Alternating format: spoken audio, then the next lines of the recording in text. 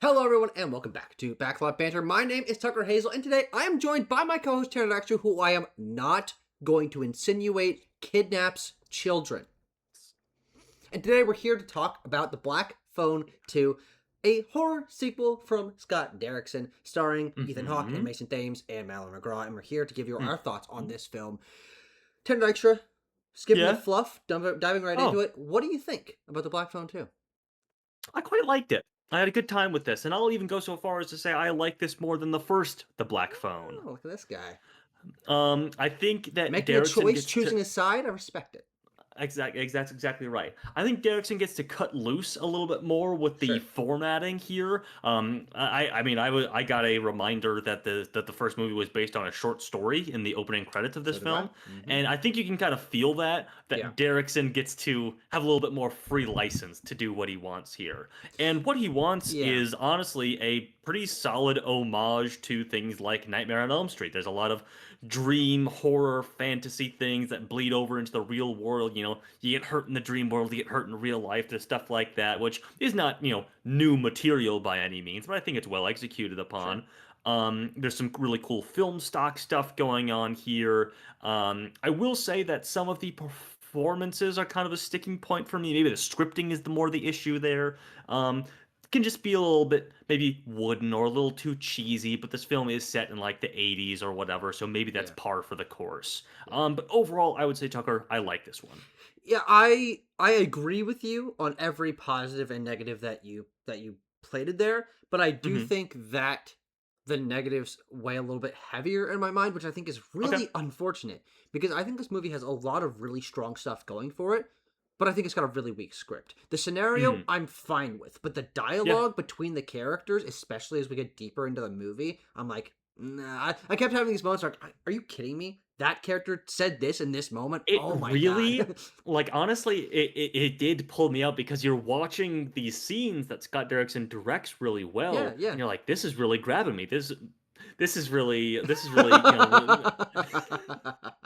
really exciting stuff. Yeah, And then we'll get to a dialogue sequence, and we feel like we popped a flat or something on yeah, on our car, like we thud along a little bit yeah, until the next like sort of high octane dream action sequence, I guess. yeah. It's interesting that this movie is, I think, kind of at odds with itself because if the script specifically on a dialogue level were stronger, I think this would be a truly excellent movie because what I was Hmm. really impressed by is just the craft of this movie. I think Yeah. the cutting loose element to me was apparent even in just like the couple opening minutes when this movie feels like surprisingly experimental in the way that it's using muted sound design and film stocks and flickering and like all of these things, and I'm like, whoa, like this is not the kind of, it's a Blumhouse horror movie, but usually those feel Hmm. sterile and modern and like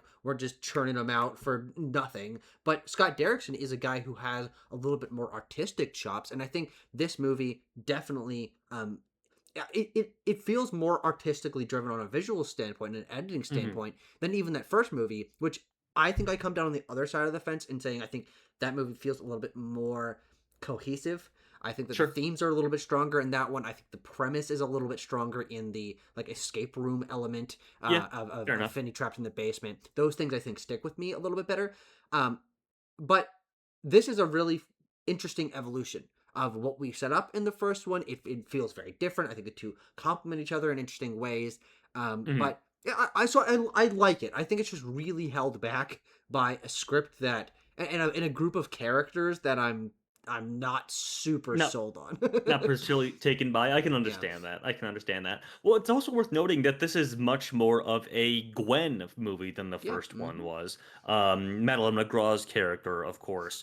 Because I get this. This is also kind of an issue with generally being like my being super ingratiated in the story is that the Black Phone came out 4 years ago, more than 4 years ago at this point. No, I it didn't. don't It have was 3 the. years ago. 2022. That was it's 2021. No, it wasn't. I just watched our review of that Are you movie. sure? I That thought it was was that was summer 2021. 2022. Yeah, because that's when we Gosh, you're started right. doing weekly movie reviews. Oh, Letterbox says 2021 because it fucking premiered at a film festival or whatever. Ah, Yes. So What's your point? Oh, we understand that you were misremembering the year, but yes. But that it's been a number of years, and I don't have the greatest recall of everything that was going down in that yeah, movie. yeah, yeah. So there's that. I didn't necessarily feel the need to rewatch it at this point. Yeah. But our characters have all aged up, and in that one we do learn, and it is important to the plot that Gwen has some sort of spiritual connection to the afterlife, much like her Yeah, yeah. brother does. And that is much more in play here. I kind of like the interplay that like he can more hear things. He's always answering the phone. I Yeah. like that. And then she can see things. She can Correct. see these things in her dreams. And it's to the point where their connections, as you're saying, are so polar opposite that Mhm. it's she can't hear anything when she's in the spirit realm, whatever we want to call it. Yeah, yeah, yeah. The one thing that I have to say about the surreal elements of this movie, the paranormal elements, Mhm. is that I think they're conceptually solid, not particularly remarkable, but solid. But they're never like really established. Like I don't know what is going on here. There's unlike a lot of movies, which again this speaks to my sensibilities, where Mhm. there's some sort of history to this, where these concepts have names that you can point to, Yeah, where yeah, yeah. there's a character who understands and has been It would be researching this. pretty hard to make a wiki article, a wiki entry for the Black Phone. Well, yeah, I mean, you could, but I think you'd need to ask Scott Derrickson because Mhm. in the film, I'm just kind of taking it as it goes and not Right. particularly like confident of what the rules are or what the I mean, like what like the identity of this is, as opposed to other films with paranormal elements. So Yeah. I'm kind of hit or miss on it, especially as the film kind of settles into a loop where Yeah. when the characters are when it's the daytime, which seem to actually go by usually pretty quickly. It's when it's the Yeah. daytime, they're just kind of going about their day and meeting people and like Mhm. lightly talking about what's going on, especially in the first half of the movie. And then when it's nighttime, we get these long drawn out, primarily Gwen led sequences Yeah. that are using the film stock that have the more horror elements. So we settle into this loop, and the thing that I think I find the most confusing about the paranormal elements is I can't tell what the paranormal elements of the spirit realm, the other side, can and Uh-huh. cannot do, and why they're there and or why they are not. Because like it seems pretty clear to me from the first few nights the film sets up that Gwen is seeing these things as she is Mhm. physically moving her body Yeah, through she's an sleepwalking, alternate basically. version Yeah. of the exact same area that she's in, and Yeah. uh, but she can see things that aren't actually there. Okay, got it. But then there becomes a point where the the spirit realm, the boys and dead children are like interacting with things. Yep. Like, okay, I can kind of get that. They can teleport, and then the grabber. Maybe there's like sometimes like there's like two of them, and I'm like, wait, what the fuck is happening? Uh-huh. And then it comes to a point where she's just sitting there, and she's in different places, and her body is not mimicking her movements. I'm like, wait, which one is the? What's the rules? Like, I don't Yeah, yeah, that's understand. fair. I mean, Tucker, that's fair enough. But also, I think what really informs this for me is that I am, as we have discussed, I'm watching through the Nightmare on Yeah, Elm yeah, Street yeah, yeah. films currently, and very similar things. Where like sometimes you're up and moving around, sometimes you just wake up in bed after the nightmare. There's no Yeah. real rhyme or reason. I agree. Very similar Mhm. parallel. I think the reason why it doesn't work for me as much here as it did with Nightmare on Elm Street, which is a series that I have a lot stronger affinity for, is Yeah, yeah, those yeah. films lean into the campiness and humor of it. Freddy Krueger is Certainly, comedic. certainly. He is playing into the fact that he is like fourth wall breaking and this stuff, and so it Hmm. creates a almost how there's like Naked Gun airplane comedy logic. I apply that to Nightmare on Elm Street, where Sure. this Yes. is like this is Freddy will serious. This is create. about Mhm. children being abducted and murdered, and like the film takes it very seriously, and so I don't Mhm. lend the same amount of like grace to not being able to understand its I rules can as understand I that. would I to can Nightmare. understand that. Yeah, Tucker, that's a fair point. Especially because Ethan Hawke is he's doing like a character, Yeah, yeah. obviously, but I wouldn't say he is This isn't always him. This meant isn't to. just actually Ethan Hawke? N- It's a I don't character? think Ethan Hawke. I don't think Ethan Hawke is like this. He didn't do Um, that for real? no, he did not go method with the grabber. Hopefully, um, but certainly there is like a tinge of camp to him, I would say, Yeah. especially in his line delivery and his characterization a little bit. But he's never meant to be like cracking jokes like Freddy is in the Nightmare Yeah. movies. He is always meant to be a pretty intimidating, scary Yeah. figure. hmm Yeah. So how do you feel about the implementation of Ethan Hawke in this movie? Because I would say he's surprisingly underutilized, Pretty light, which pretty is light. which is weird because he was so prevalent in that first film, and the fact that he's omnipresent in this movie, like script wise, like he's Uh messing huh. with things, and like the characters are like realizing he's there but not seeing him very often. I was surprised by how little he was in the film, which is like There. I think it's just you write yourself a scenario where Uh huh. the the child murderer from the first one comes back as a spirit and is interacting with stuff, and then Uh huh. you don't see him until halfway through the movie, and then by that point you're Yeah. like, well, we're Yeah. barreling towards the end.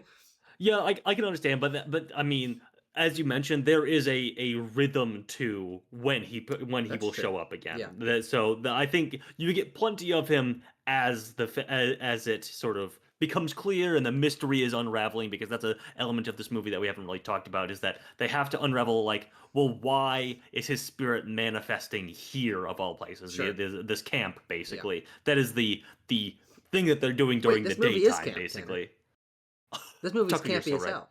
Well, It's campy as hell. that's the other thing about this movie, and I Okay, here think we this go. is a pro and a con of the movie. Okay. Is this movie, I think, smartly plays on the camp counselor, Camp Crystal Lake, Friday the 13th Right. stereotype of setting something at a place where children are and having horrifying things happen there. But there's no other children Yeah. there. It is completely snowed out. Everyone is trapped in this area. The lake is Hmm. frozen over. That, I think, is one of the strongest elements of this movie. This snowed in out by a frozen in camp. I'm like, that's a Hmm. pretty cool idea to set a movie there. Yeah. But what it also means is that, like, there's barely any characters in this movie, and the supporting cast that is there that aren't our primary brother and sister duo, Mm. I don't think the movie like gives any attention It's to. it's quite limited in scope in that way. Yeah. Certainly, it doesn't concern itself with having like a slasher movie fodder. No one Basically, dies. none of the main cast, anyway. No, but I mean, like, People get. they get attacked, but I don't think anyone dies. Yeah, yeah, that's a good point. I mean, Yeah. people just always inexplicably kind of survive being like slashed in the face with an axe or falling into a frozen lake or whatever. Yeah, yeah. So Tucker, that's a good point. So maybe the movie could have done with a little bit of fodder, Yeah. certainly. Well, but that's the thing, is when you establish, frankly, weak side characters in your movie with a spiritual being that's ready to kill people, Hmm. I usually excuse their script level weakness to deliver interesting kills. Yeah. But none of them die in this movie. And what that means is we just got all these bodies of people with like half personalities that I'm like, I don't know. I don't know how I Uh-huh. feel about this. I mean, they certainly set up the characters to like, well, this, the mean Christian lady. You're like, she can die for sure or She whatever. just breaks her Uh, nose. She just breaks her nose. So the characters are punished in sort of slasher like ways, but Yeah. no, we never take it to the degree of they are killed by the spirit of Ethan Hawke or whatever. Technically, there is one kill in this movie, but it is more for emotional resonance, and that is, of course, the flashback that we Oh, see to sure. Gwen and Finney's mother, and her sort of spiritual, other sidey sensing abilities that Yeah. she passed down to her children, and how she confronted the grabber years ago Mhm. and then he sort of knocked her out, took her to the family's home, and hung her to look like she had killed herself. Mhm. So that whole sort of thing, that motivation or backstory from the first film, was a misunderstanding and is reframed in this film. Yeah. And So to that end, the movie also deals with like their father a little bit more, who is a small part of that first movie. Yeah. well, I mean, I don't I think it's probably about the same, at least from what I remember, because in the first movie he was he was abusive and he was alcoholic, and Yeah. um he has since Reformed. reformed. He seems like a Yeah. decent guy now, and he's 3 years sober, Yeah. so he's not an alcoholic anymore. Um, but that also means that I don't think there's much stakes, or I don't feel too much stakes or connection between him and his children. He just kind of feels like he shows up and they like dad, and they just don't really like acknowledge him particularly strongly. Well, yeah, I mean, he heads to the mountains as he is told to by a Coors commercial on TV. Um, and that sequence when he shows up and then Finney's like, "Okay, Gwen, get out of here," and then she blows up on the both of them. Yeah, Um, it's a little too cranking the emotional resonance to yeah, I agree. 11 all at once for me. Again, it goes back to the issue that I have overall with this movie, where like I do like these characters and I Yes, think the actors are good, yes. but it's just the scenarios that they are written into make them, a little less likable, or a little less personable, or et cetera, et cetera. It's because the moments of where the emotions are supposed to be high, Uh, the writing feels flat. It feels very first draft. It feels like they don't feel like people as they are expressing their emotions. I think in some of the earlier scenes where they're just going about their life, I'm like, okay, I see what's being set up here. yeah.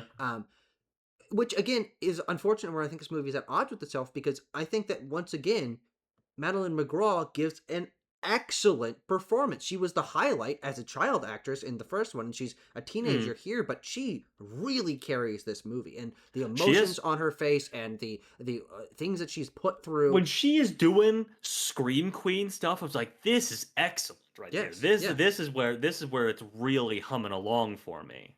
yeah. So how do you Um, feel about the two characters, and how they have grown up since the events of the first film? sure. I mean, I think again, I think that stuff is pretty good. Like how we are introed into them here. That Finney is now sort of infamous for being the guy who killed the grabber Yeah, in their hometown anyway. Which is the first movie also Denver? Is that right? must Or be. did they Yeah. move to Denver? Okay. No, no, they're definitely Um, in the same place, because sure, sure, sure. also Oh, Ernesto they go is to the the younger house. brother. Yeah. Yeah, they walk to the house. Yeah, yeah, Yeah, yeah, yeah. Fair point. Fair point. He's sort of infamous, and so he has become jaded. He's always smoking pot to try and like ease his nerves about the whole thing. And he also still gets calls from like the other side, people asking them basically, presumably, to solve their murders, put them to rest. And he is ignoring all these yeah, signals. He doesn't want to be involved at all. So I think yeah, that is a logical transformation for that character. yeah. Um, This is a funny one where we always say one of the corniest things about horror movies is that the monster is a metaphor for trauma, and uh-huh. that is true here. He survived this horrific thing, and he's carrying this baggage with him, and it's Hmm. sort of haunting him as a specter. The terror that he felt and the way that shaped him as a person. But I do think that uh, another one of the horror movie tropes I think this movie subverts in a smart way is, instead of having the protagonist of the first film that defeated the evil become like defensive, Uh-huh. he's kind of retreated into himself. Yeah. He's trying to push it down. He doesn't want to talk about it. I think about how how in Heather Langenkamp returning in Yep. Nightmare 3, or Right. obviously we get Jamie Lee Curtis coming back in multiple Halloween sequels. Mhm. These characters seem to usually like fulfill some position of power, because or a lot of times a character will like become like a teacher for like Yeah. or they're like obsessed with it or something, but he Right, right, right. is like trying to forget about it. Yeah. And to the point where he is even pushing his sister away as she's starting to experience the Mhm. paranormal elements a little bit more, and he's like almost not willing to believe her because he doesn't want to like invite that Yeah, back into he his just, he, life. he just doesn't want to engage with like these dreams that she's having, which is largely what constitutes like the first act of the movie. Is she's having these dreams, she will tell him about them, and he's like, I don't know, just go back to sleep, don't worry about it, like just ignore it or whatever. Hmm. Which is basically what he does. Which, in that sense, I guess the emotional blow up that happens at the basically the beginning of the third act of this film Yeah, makes sense for her. Like obviously that is yeah. a point of frustration, but It's I not don't a know. big point of frustration, and that's why that Hmm. moment feels weird. Is they haven't argued about it to that No, they point. haven't. And That's the thing. frankly, Is even though I think Madeline Mhm. McGraw does great with the performance she's given, I don't see a lot of frustration in her character that he's pushing her away. That she, Yeah, I don't feel like she's actually mad to that point that he's that smoking is weed or that yeah. her dad is like kind of not around. Like we almost never see her and her dad interact before that point. And so that blow up moment, I'm like, yeah, it's it's set up, but not strong enough for me to feel like that really emotionally hits in that moment. It's why it feels a little bit too big in that moment, is because you don't get there's not a cranking of the Yes, dial at all. yes. It's a literal like 0 to 10 Hmm. in that moment. Yeah. So, Tucker, where should we go from here? I mean, I talked about how I think that Madeline McGraw, especially in these sequences where she is scared or frightened or see or being like thrown about and sliced and diced and things by the Yeah, grabber. I think she's quite good in them. Mason Thames doesn't get as many of those sequences to do, but like no. he is more hardened to that fact, especially when in the third act he's a little bit more badass kind of guy. Yeah. He's seen this before. He's a little bit more capable. Um, I guess I just wanted to like reiterate that like yeah we've been sort of ragging on the scripting and maybe the character writing here a little bit, but like the reason why I say I came into this saying I like this movie and I walked out of the theater thinking I think there's parts of that that really got to me and pulled me in is because of Derrickson's direction of Oh, these absolutely. Yeah, sequences. 100%.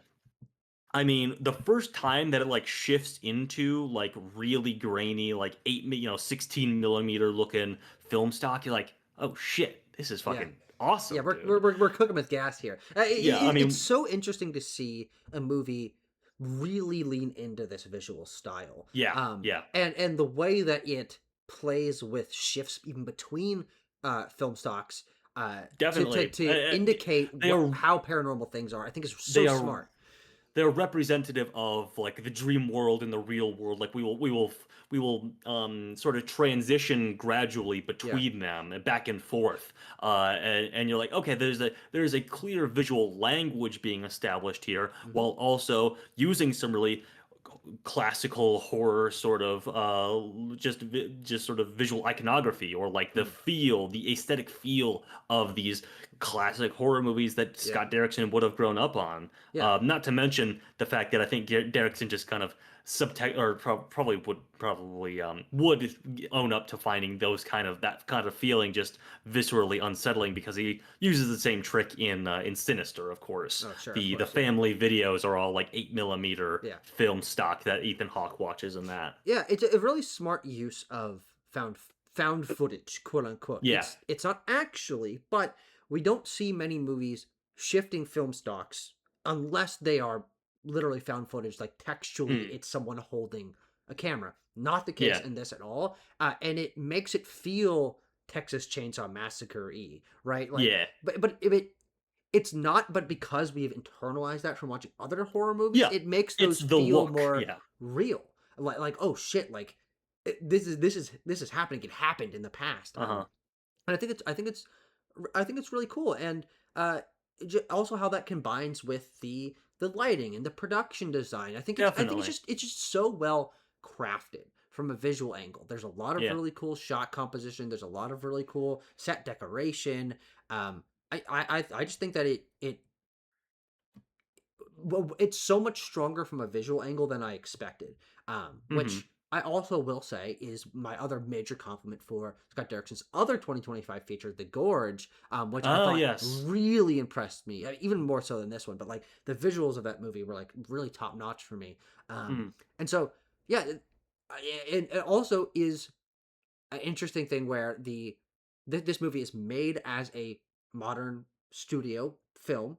So the effects are high budget, Right. but then the fact that they're able to be masked and melded with this sort of lo-fi look, Yeah, I think makes them stand out even more. Because like you watch something like an early Texas Chainsaw or early Friday 13th, and the effects are to the modern eye are almost kind of corny, where the blood is the wrong color, or the rubber heads that they're cutting off, or like mm-hmm. the slashes are like, okay, you can see where like the makeup is like padded or whatever. um Yes. That's not the case in this. It's like serious gore in Yeah. a few sequences. Not maybe not enough gore for me. I'm like, I think we could have gone a little farther with it, but Mm. I really love the effects in this movie and how they match Yes, with the visual definitely. style. Definitely, I definitely agree. I mean, when you get that scene in the kitchen when the Yeah, of course. grabber like his first attack on Gwen, and he's like, he has like lifted her into the air, and so the real world is just Gwen like floating in midair, like being dragged towards this lit oven or whatever. You're like, okay, this is really arresting imagery. But then you get the other characters start to arrive. They're about to break into the cabin, and you're like, for me at least, I was like, oh boy, she's gonna like drop to the ground and the grabber's gonna disappear. And we're gonna have to do this whole dance of like, guys, the grabber's back, blah, blah, blah, blah, blah, and then they're Yeah, not gonna yeah, yeah. believe her. But no, they barge in and they just see her like flying through the air and bleeding everywhere and knives flying at them. Like, oh, we're just taking Yeah, yeah. this to its conclusion immediately, and I appreciate that in the script. Honestly, it It's gets so everybody on interesting. the same page earlier, Well, which is yeah. a little bit frustrating as an audience member sometimes. 100%, and it's interesting against subversion of horror tropes where Yeah. this movie is a slow build up until it isn't. I was Yeah. so fascinated by how plottingly we were going forward and like having these nights that I think can feel a little bit repetitive, especially at the Uh-huh. beginning. Um, and how long it takes us to see the grabber. As I said, it's not until maybe over halfway through the movie, or at least halfway. Technically, you see him right at the beginning because Finney has that hallucination Yeah, where he's like this, he does yeah, like yeah, this yeah. face thing again. Yeah, yeah, yeah. But I know what you mean. But and then it goes 0 to 100. Everyone is like, Yep. okay, this is actually happening. They think she's Uh-huh. possessed and that kind of stuff. And this leads me to the one moment of the movie that I think really killed the characters in the writing for me. Is this Mm. scene where they're in the church and they're like, they're doing tell don't show. They're just Oh, saying sure. here's the origin story and here's what Uh-huh. happened and this is People, what this person look at does. this. Look at this at the wall. There's Bill. That's the grabber right there. Yeah. Okay, so he's here, and this is why, and he killed these boys, and Yes. we shut the camp We down. learn everything. We go from learning basically nothing. I do think like obviously the notes are hinted at of we see a little bit of flashbacks of her mom and we understand Yeah. that she was at this camp and that implies the grabber was there as well. The But puzzle pieces are all there, like you can understand, But but then they but they spell the them out real so clearly that you're like, yeah. either make this a more interesting reveal, which I don't think it was. I Hmm. don't think there was for like a 6 7 minute sequence of this movie. I'm like, I don't think I really learned almost anything here that I wouldn't have been like I have assumed earlier, or Hmm. don't go so deep into it. Like don't have the There sequence be is so long. ultimately then no more mystery for the rest of the movie. True. After Yes. that point, so that Yeah, they're like, all that's right, I we got to think go that to can the be kind lake of an because issue. we realized, oh, they must be in the lake because we put pieces Uh huh. together in this one scene. And then Yeah. they just keep going to the lake and keep shuffling the Yeah. freaking lake. The further reveal that the film has before it really sets off into its final 20 minutes or whatever is the thing about their mom being killed by the Yeah. grabber or whatever. That's the last sort of ace that it has up its sleeve. Which is interesting because, to your point of not fully remembering story elements of that first film, Mm. uh, I didn't remember that. I think I might have remembered that she had committed suicide in the first movie, Yeah, but I yeah. didn't remember it so clearly that it was like, oh, I know she killed herself, and it will be crazy if I find out she was killed by the grabber. When it happened, I was like, Uh-huh. yeah, yeah, it makes sense. Sure, sure. Yeah, because as soon as you get that, you're sort of along for the ride. I was like, okay, what's going on here? Yeah, I mean that's where you get like Ethan Hawke sort of tamped down a little bit too, where he's just like riding the van talking to Madeline McGraw. He's like, hey, listen, the powers of hell or whatever told me that I could show you this. Okay, sure, man. Why not? Um, yeah. Um, I mean here's and this is the thing again. I want to talk about the ending of the movie, and then we can maybe Yeah, shift to doing our scores here. Again, this ending is a very similar case for me, like this kitchen scene I was talking about, or some of the recurring nightmare sequences where I'm like, I don't know, man. This is just it's just exciting. I think it looks good. I think it's well staged, and the rules that have been set up till this point of like Gwen basically what do you call that? What do you call it when you're dream body Astral projecting. astral projecting? Yeah, Yes. She is her like Doctor Strange, Tanner. like Doctor Strange. She's astral projecting, and so she's the only one that can see the grabber. But he does exist physically. Yeah, Like Finney can fucking kick his head in but he's just invisible, basically. yeah, Like I think the rules are pretty clearly understood there, and the stakes of them are also that we pull these bodies out of the lake, basically, and then that's it. He's powerless. We can beat the shit out of him. And it's yeah, great to see them beat the shit out of him. His yeah, face is fucked up underneath the mask. They yeah. slam his head into Very the cool. ice. They throw him down there. Like all this stuff, I think works. Yeah, I do think that the last action set piece is great. I think that it Yeah. works really well. Um, it is it's interesting to have him invisible, Hmm. and up to this point, and I think also again subverting horror tropes, bringing in knowledge of something like Freddy Krueger, who can impact the physical world but doesn't physically exist. Yeah. Is like understanding or like coming to understand throughout the course of the movie that he is there, he's just invisible. Again, kind of unclear what he can and can't do Sure. otherwise paranormally. But I like him being invisible, and that meaning that he can actually still be hurt. He's not he's not a ghost in that he's intangible, just that he's Yeah. Yeah. Yeah. invisible. Right, right. So yeah, I think that all works. And I think talking through the film a little bit more, especially the time that we spent on the character and the scripting, I am a little cooler on the film ultimately because those were reservations that I had. But talking through them, I'm like, I guess I was just really giving this movie credit for how really interesting and maybe Yeah. even arresting it can be from Derrickson's direction. But I don't know. I don't Once know. again, many such cases. Scott Derrickson needs a better writer than Scott Derrickson. Well, hey, yes. He's a great director, but the script Hmm. doesn't.